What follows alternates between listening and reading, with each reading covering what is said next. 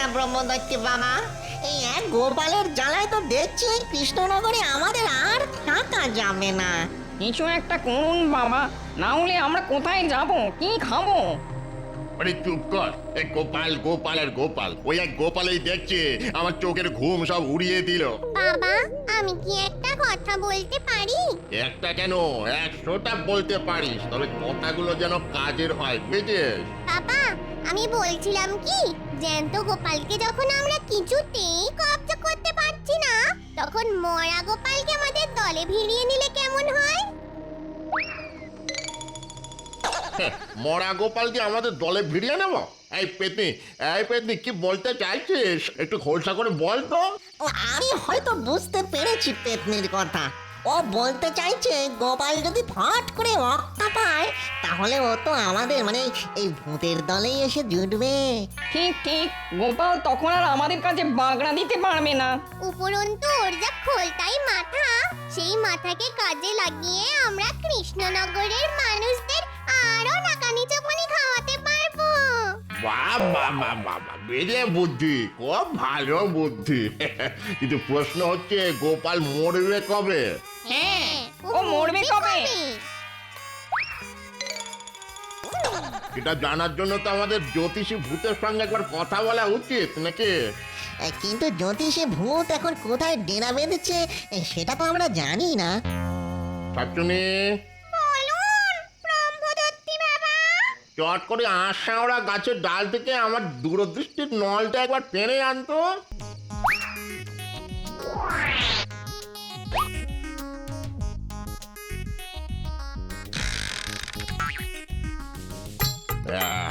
দেখি, এই জ্যোতিষী ভূত এখন আছে পশ্চিমের পাহাড়ের চূড়োয়। যা, যে কেউ গিয়ে ওকে এখনই ডেকে নিয়ে আয়, যা। আমি যাচ্ছি বাবা।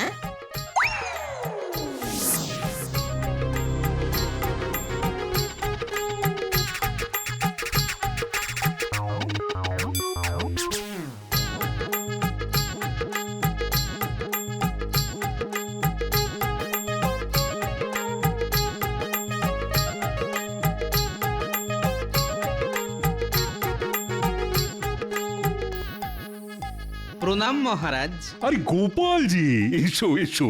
এই মনে মনে তোমার কথাই ভাবছিলাম, তাই নাকি? আর ভাবতে ভাবতেই তুমি এসে হাজির। তবে তুমি অনেকদিন বাঁচবে গোপাল। সে তো বাঁচবই মহারাজ। রাজ্যতীশী আমার হাত আর কুষ্ঠি দেখে বলেছেন আমি নাকি অনেক দিন বাঁচবো, নিদেন পক্ষে 90 বছর। তবে মাঝখানে ছোট্ট একটা বিপদ আছে। সে কি বিপদ আছে? ওই তো বললাম ছোট্ট একটা বিপদ, তবে সেটা কেটে গেলেই না পাক্কা 100 বছর বাঁচবো। সে তো তোমায় বাঁচতে হবেই গোপাল। আরে নিজের জন্য না হোক, এই কৃষ্ণনগরের জন্য। কারণ তুমি ছাড়া তো এই কৃষ্ণনগর অন্ধকার। আচ্ছা গোপাল, একটু মাছ ধরতে গেলে হয় না? মহারাজ, আমার মনটাও সকাল থেকে কেমন যেন মৎস্য শিকার করে নেচে নেচে উঠছে। তাহলে চলো আগামীকাল মৎস্য মারিব খাইব সুখে করে আসি। তাই চলুন মহারাজ।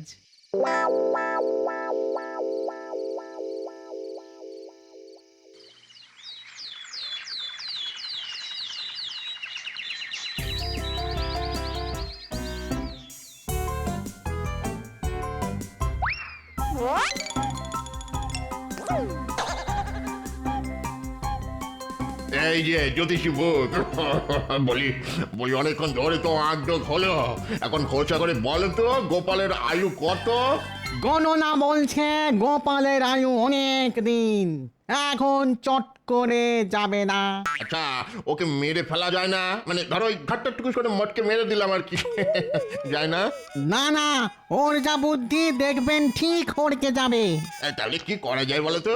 ব্রহ্মদৈত্য বাবা, আপনার দূরদৃষ্টির নলটা একবার দিন তো, গোপালের কপালটা একবার দেখি।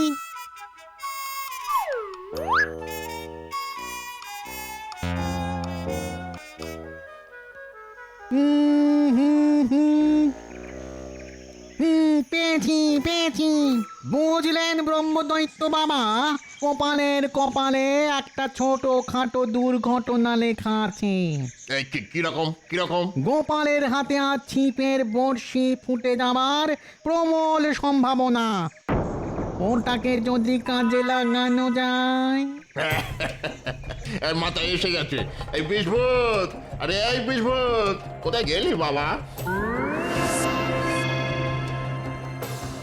বলুন ব্রহ্মদত্তি বাবা। এই শোন, পুকুর পাড়ে গোপাল মাছ ধরছে বুঝছিস, আজ ওর হাতে ছিপের বড়শি ফুটে যাওয়ার প্রবল সম্ভাবনা আছে। তুই এক্ষুনি গিয়ে বড়শির মধ্যে ঢুকে পড়, আর বড়শি হাতে ফুটে গেলে তুই টুকুস করে গোপালের শরীরে ঢুকে যাবি, ঠিক আছে? আর শরীরে ঢুকে গেলেই আমার বিশ্বে সারা শরীর ওই নীল হয়ে গোপালের চোখ কপালে উঠবে, তাই তো? যা এক্ষুনি গিয়ে কাজে লেগে পড় বাবা, আমার আশীর্বাদ আছে তোর সঙ্গে। যা।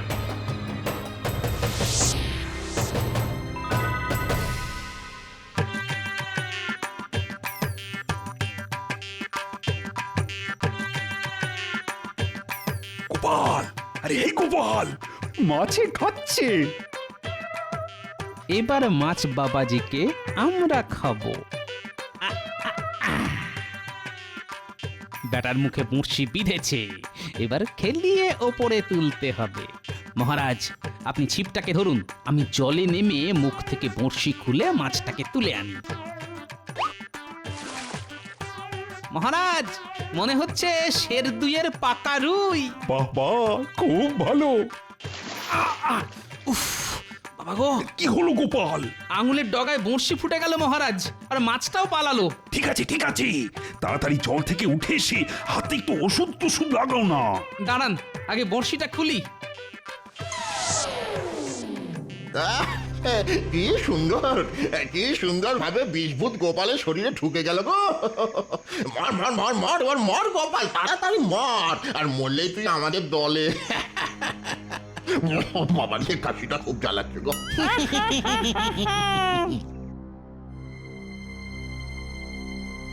উফ, যা ফোটান ফুটেছিল না।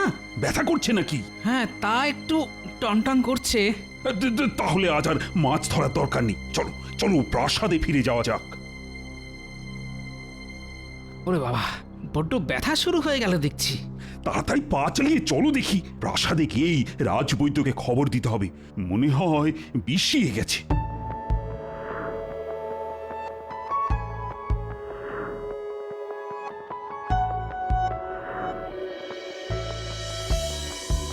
ও বাবা গো, কি যন্ত্রণা!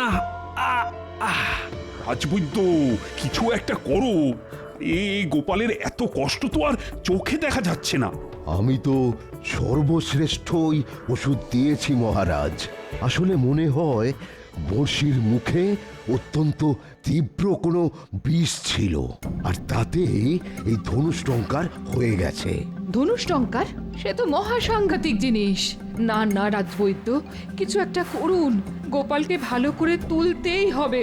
না না না না, অধৈর্য হবেন না রানীমা, অধৈর্য হবেন না। আমি আমার জ্ঞান মতো সব চেষ্টাই করে যাব। তারপরে ওই ওপরওয়ালার হাত। উপরওয়ালার হাত কেন বলছেন? তাহলে কি গোপাল? হ্যাঁ রানীমা, ধনুষ্টঙ্কারে বড় একটা কেউ বাঁচে না। এই, তুমি চুপ করো তো দেখি, মুখে তো ভালো কথা আসে না। কেন? ভালো কথাই তো বলছি মহারাজ। গোপাল মরে গেলে আর কারো ভালো না হোক, আমার তো ভালো হবেই মহারাজ। দু হাতে আপনার রাজকোষ ফাঁকা করে দেব। হ্যাঁ, মাগো, দেখো দেখো রাজবৈদ্য, ওর নাড়িটা একবার ভালো করে দেখো দেখি। ভালো না, নারীর গতি একেবারেই ভালো না। মনে হচ্ছে সারা শরীরে বিষ ছড়িয়ে যাচ্ছে। মহারাজ, মহারাজ, ওর বাড়িতে একটা খবর দিন তো। আমি খবর পাঠিয়েছি। ওগো, ওগো, কি হয়েছে তোমার? বলো কি হয়েছে, বলো বলো কি হয়েছে? আমি আমি চললাম গিন্নি। আচ্ছা, নারী নারী বন্ধ হয়ে গেল।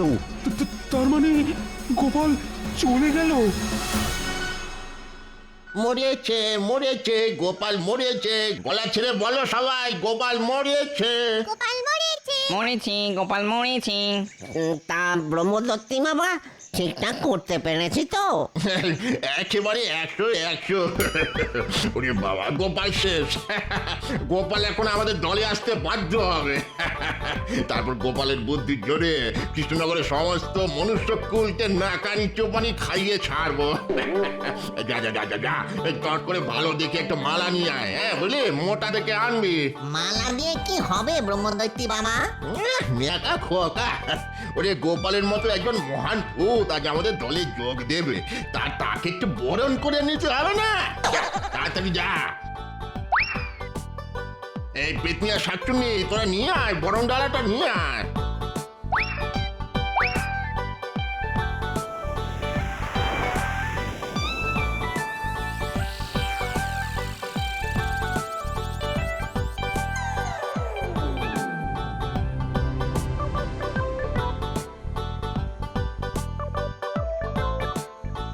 ওই তো গোপাল আসছে।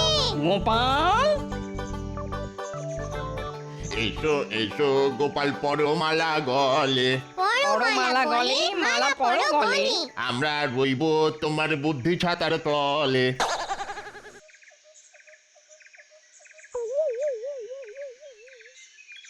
আরে দূর গোষ্ঠীর পিণ্ডি, বলি এসব কি রঙ্গ হচ্ছে? হ্যাঁ আরে রঙ্গ নয় রে বাপ, রঙ্গ নয়, এটাই হলো ভূত সমাজের সনাতন রীতি। আর কোনো বুদ্ধিমান কিংবা মহান মানুষ মরে আমাদের এখানে এলে আমরা এভাবেই তাকে বরণ করে নিই। আমাকেও করেছিল, এটাই করেছিল, মনে আছে তো? হ্যাঁ, আমার নাম ব্রহ্মদত্তি, ভূতদের রাজা। হ্যাঁ, এসো এসো বাবা। ব্রহ্মদত্তি ভূত, ভূতেদের সমাজ, এই এই এসব কথা বলার মানে কি? হ্যাঁ বুঝতে পেরেছি, তুই এখনো ঠিক মতো তোর অবস্থাটা বুঝে উঠতে পারিস না। হয় ওরে বাপ, হয় রে হয়, সকলেরই এরকম হয়, আমারও হয়েছিল।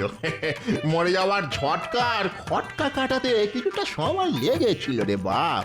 তার মানে তুমি বলতে চাইছো যে আমি মরে গিয়ে ভূত হয়ে গেছি, আর ভূত হয়ে তোমাদের এখানে চলে এসেছি? ঠিক তাই। আমি বিশ্বাস করি না, এই নিশ্চয়ই তোমাদের কোনো ছলনা। ছলনা নয় রে বাপ, এর মধ্যে কোনো ছলনা নেই।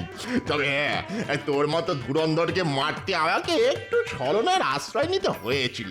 যাকে যাক যাক, এখন থেকে তুই আমাদের মন্ত্রী বুঝেছিস, এখানে থেকে আমাদের বুদ্ধি দিবি, আর সেই বুদ্ধির জোরে আমরা এই মানুষদের মাদর নাচ নাচাবো। কি মন্ত্রীর পদটা পছন্দ হয়েছে তো? এসব কিছুই আমার পছন্দ নয়, আমি বাড়ি যাব। বলে কি রে, বাড়ি যাবে? মামার বাড়ি? শোন রে বাপ, এখানে একবার এসে পড়লে আর তো বাড়ি ফিরে যাওয়া যায় না। আর বাড়ি ফিরেই বা কি করবি, ছাতার মাথা। ওই যে কথায় আছে না, বুঝলে চোখের পাতা, কে বা পিতা, কে বা মাতা। মানে চোখের পাতা বুঝলে বাপ মা কেউ নয় রে। শোন রে বেটা, তোর বাড়ির লোকেরা তো এতক্ষণে তোকে খরচার খাতায় লিখে দিয়েছে টুকুস করে। চোখে তুলসী পাতা দিয়ে খাটিয়ায় শুয়ে রেখেছে। আমাদের সকলেরই এই রকমই হয়েছিল। আবার বলছি, এ সবই তোদের মন গড়া কথা। গোপালকে কেউ খরচার খাতায় লিখে দিতে পারে না, বুঝলি? লিখে দিতে পারে না? হ্যাঁ, না পারে না। তাহলে এই নে আমার দূরদৃষ্টি নল, চোখে লাগিয়ে দেখে নে তোর বাড়িতে এখন কি হচ্ছে। হ্যাঁ, আরে কি হলো দেখ।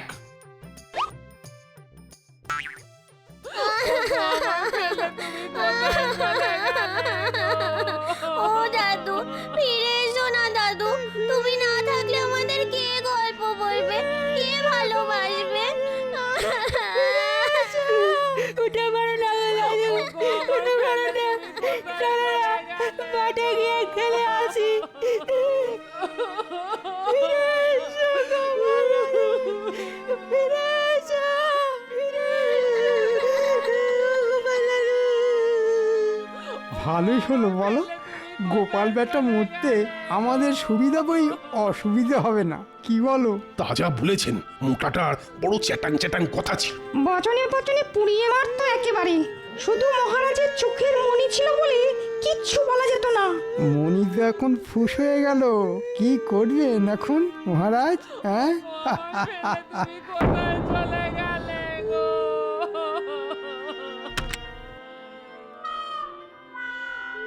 টাকা কড়িগুলো কোথায় রেখে গেছে?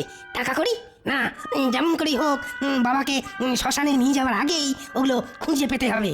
আচ্ছা আচ্ছা, বাবা আবার ওই বিছানার তলায় রাখেনি তো?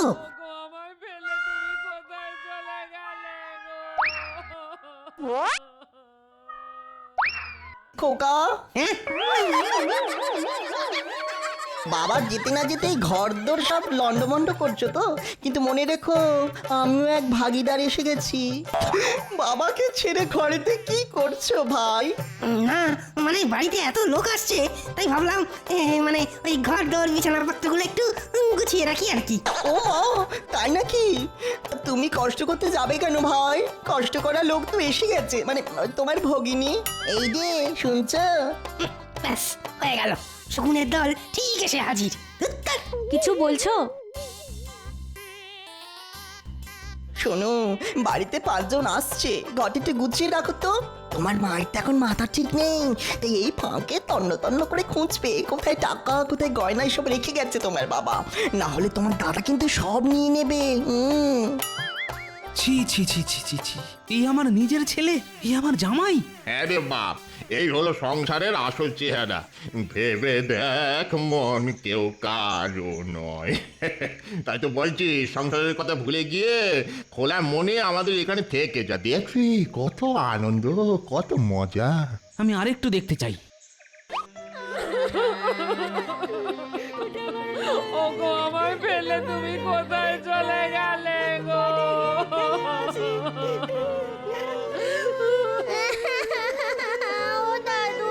ও দাদু ফিরে এসো না, দাদু ফিরে এসো।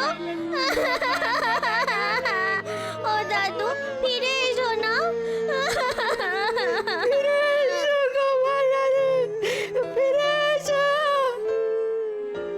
এত ভালোবাসা, আমাকে এত ভালোবাসে ওরা।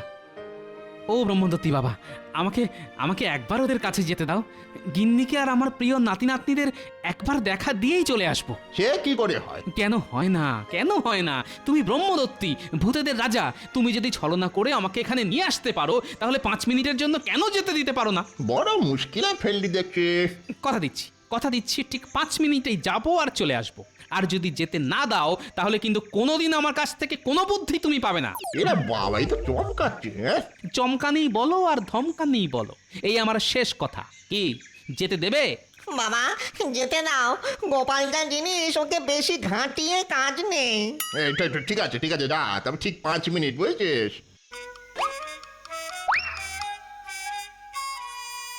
হ্যাঁ, একবার মানে মানে গিয়ে নিজের খোলে ঢুকি, তারপর তোদের বুঝিয়ে দেব কত বছরে 5 মিনিট হয়। বেটা বজ্জাতের ধাড়ি ভূতের দল।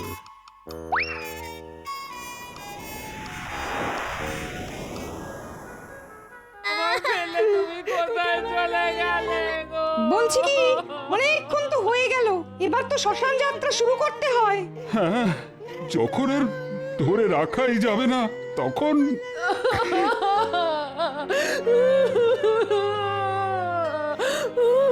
না না না, ওকে ওকে তাহলে নিয়ে যাবেন। নিয়তি নিয়তি, ওঠো গোপালের বউ, ওঠো, চোখ মোছো, অনেক কাজ আছে তোমার। এখন শক্ত না হলে তো গোপালের আত্মাই কষ্ট পাবে। গোপালকে আমি ছেলে বলে ডাকতাম, আজ আমি বুঝতে পারছি সন্তান হারানোর যন্ত্রণা। বাবা বাবা, তুমি যেও না বাবা, তুমি চলে গেলে আমি আর কাকে বাবা বলে ডাকবো? ও বাবা, তুমি তো কিছুই বলে গেলে না বাবা। আপনার মতো শ্বশুরমশাই পেয়ে আমি ধন্য, কিন্তু কিন্তু আমাকে কিছু না দিয়েই চলে গেলেন বাবা।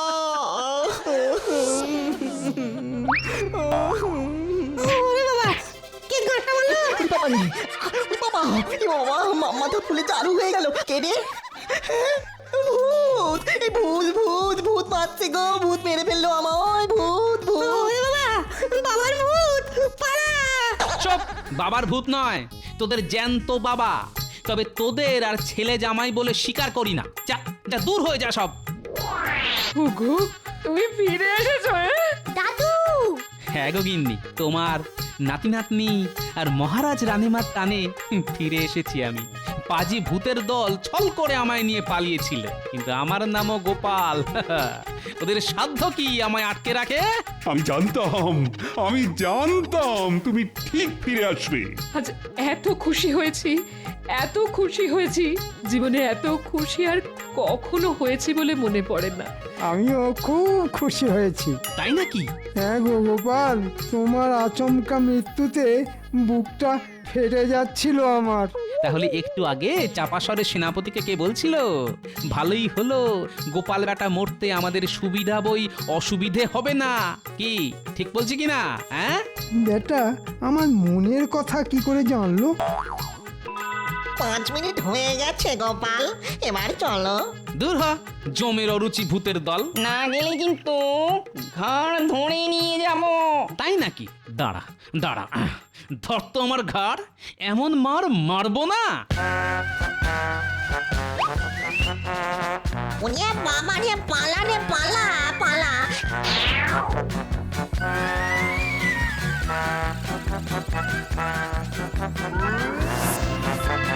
পালান পালান ববনদৈত্যি বাবা, গোপাল বাঁশ নিয়ে তাড়া করেছে। সে কি গোপাল তাহলে? আর গোপাল সব কটাকে মেরে আজ তক্তা বানিয়ে দেব।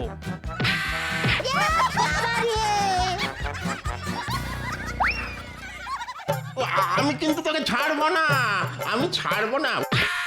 বাবা, কপালটা বুঝি ফেটে গেল। পালা পালা। শুধু কপাল না, আজ তোর সব কিছু ফাটিয়ে দেব।